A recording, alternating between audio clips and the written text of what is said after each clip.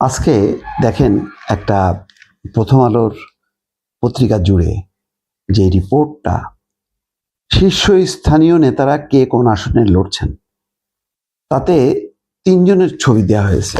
এই যে দেখছেন? আচ্ছা, এখানে তারেক রহমান ঢাকা 17 এবং বগুড়া 6, শফিকুর রহমান ঢাকা 17, নাহিদ ইসলাম ঢাকা 11। এই তিনটা দল তার মতন করে যদি নির্বাচনটা করতে পারতো ভালো হতো। পরিবর্তিত রাজনৈতিক পরিস্থিতিতে এটাই ভালো হতো। কিন্তু আমার বারবার দুঃখ লাগে এনসিপির জন্য। এনসিপি নিয়ে বেশি কথা বলি কি কারণে জানেন?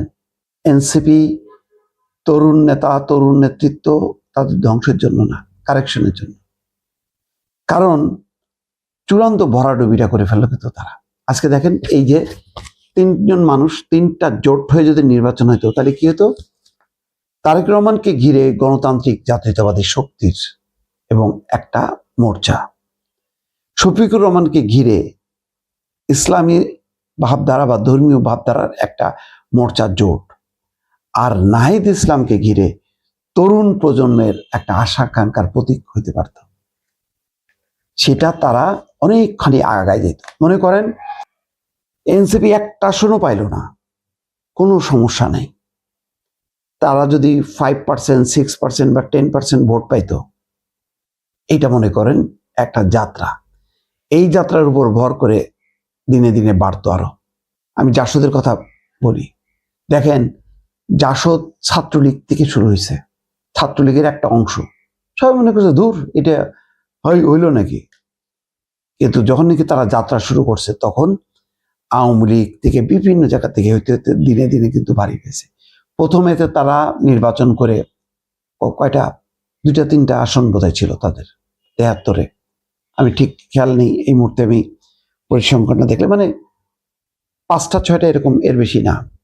সব মিলাই মনে হয় বিরোধী দল 7টা ছিল, তার মধ্যে জাসদের সম্ভবত 3টা ছিল। কিন্তু সারা দেশ জুড়ে শিক্ষা প্রতিষ্ঠান সবকিছু ছিল জাসদ ছাত্রলীগের কর্তৃত্বে। জাসদকে সামাল দিতে পারতেছিল না। ওটা সামাল দিতে যে তার রক্ষী বাহিনীকে নামাইছে, রক্ষী বাহিনী হত্যাযজ্ঞ শুরু করছে সারা দেশ জুড়ে। তারপরও শেষ পর্যন্ত বেশি দূর আগাইতে পারে নাই। সামাল দিতে না পেরে একদলীয় বাকশালে গেছে, সব রাজনৈতিক দল নিষিদ্ধ করে। তাহলে কি এই যে এনসিপির ভুলটা এখানেই। তারা ওই স্বাধীনতা পরবর্তী তরুণদের যেই দল জাসদ থেকে শিক্ষা নিতে পারত, শিক্ষা নিয়ে নিজেদের স্বতন্ত্র একটা অবস্থান ধরে রাখতে পারত। বিরাট সুযোগ ছিল, বিরাট সম্ভাবনা ছিল। যেই সম্ভাবনাটা নষ্ট করছে জাসদ স্বাধীনতার পরে, সেই ব্যর্থতার উপর দাঁড়ায় তারা কিন্তু একটা নতুন সম্ভাবনা তৈরি করতে পারে। এবং সত্যি সত্যি যে এই যে শিরোনাম তিনজনের ছবি এই পর্যায়ে চলে আসতে পারতো। দেখেন এখানে সবচেয়ে প্রবীণ ব্যক্তিকে শফিকুর রহমান, অপেক্ষাকৃত তরুণকে তারেক রহমান, আর সত্যিকারের তরুণ নেতাকে নাহিদ ইসলাম। নতুন রাজনীতির ধারা পাল্টে যেতে পারত। ভাই এখন বলেন, নাহিদ ইসলাম তারা 29টা আসন নিয়ে নির্বাচন করবে।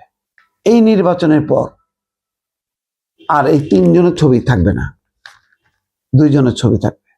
তারেক রহমান, শফিকুর রহমান হারায় যাবে। কেন হারায় যাবে? কারণ তারা এত দূর আমি ধারণা করি পিছায় পড়বে, আর কম্পিটিশনে থাকবে না। এখন তো ধরেন ডক্টর মোহাম্মদ ইউনূস, তার একটা ভালোবাসা, স্নেহ, মায়া, মমতা, কৃতজ্ঞতার কারণে এনসিপিকে টেনে আনতেছে।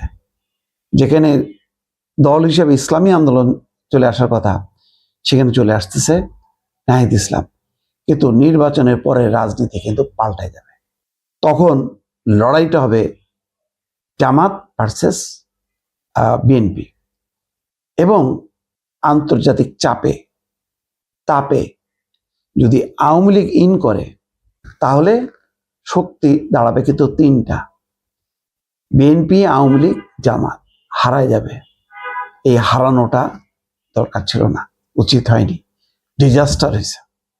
আমি আগেই বলছি সবচেয়ে ভালো ছিল তারা দল না করে বৈষম্য বিরোধী ছাত্র আন্দোলন চাঙ্গা রাখতে পারলে সারা শিক্ষা প্রতিষ্ঠানগুলো শিবিরের বদলে তাদের হাতে থাকত। সেখান থেকেই তারা একটা নতুন রাজনীতির সূচনা করতে পারত। কিন্তু তড়িঘড়ি ক্ষমতা, সরকারে থাকবো, সরকারে থাকতে যে এখন এমন দূরে চলে গেছে যে এখন মাহফুজ আলমের মতন খুবই প্রতিভাবান একটা ছেলে, তার এখন খোঁজই নেই। আসিফ মাহমুদ সজীব ভুঁইয়া অত্যন্ত মেধাবী, মেধাবী বলবো না, এক্ষেত্রে আমি বলবো যে চতুরই বলে। সে বিএনপি জামাতে সুন্দর ঘাটাঘাটি গণ অধিকার পরিষদ করে শেষে একটা এনসিপিতে একটা জায়গা করে নিতে পারছে, কিন্তু এটা খুব ভালো কোনো অবস্থান হইল না আর কি। যাই হোক, সেই আলোচনাটা ভিন্ন। কিন্তু আমি বলছি যে আজকের যে এই চিত্রটা প্রথম আলো আজকে 3 জনকে দিয়ে করছে, নির্বাচনের পর কিন্তু পাল্টে যাবে। তখন ওই প্রথাগত আবার আওয়ামী লীগকে আপনি ঠেকায় রাখতে পারবেন না। আওয়ামী লীগ যে কোনো ফরম্যাটে চলে আসবে। এখনই হাসিনা সরে যাক, সবাই বলবে যে ভাই হাসিনা তো নাই, হাসিনা তো নাই। গণতন্ত্র যদি বলেন তাহলে এই আওয়ামী লীগকে নির্বাচন করতে দেন, বাকি যাদের সাজা দেওয়ার দেন। কারণ এর যারা সাজা চলতেছে, বিচার চলতেছে, তার বাইরেও অন্তত আওয়ামী লীগের যে ভলিউম, যে টিম, 10টা আওয়ামী লীগ করা যায়। তাহলে এই অপরাধীদের বাদ দিয়ে, অভিযুক্তদেরকে বাদ দিয়ে আওয়ামী লীগের অন্য নেতাদেরকে দিয়ে যদি সংগঠিত করা যায়, খোঁজ থাকবে বলেন? হিসাব আছে বাংলাদেশের মানুষের ঘরে ঘরে আওয়ামী লীগ, যারা ওই সুবিধাবাদী আওয়ামী লীগ না, লুটের আওয়ামী লীগ না। সেই আওয়ামী লীগরা তখন নতুন নেতৃত্বের মোড়কে যখন আসবে, তখন এনসিপির খবর থাকবে না। কিন্তু তাদের সুযোগ ছিল এই যে ভ্যাকুয়ামটা, এই ভ্যাকুয়ামটার মধ্যে তাদের অবস্থানটা জানান দেয়া, কিন্তু তারা পারেনি। কষ্টটা এখানে দর্শক। ভালো থাকবেন, আল্লাহ হাফেজ।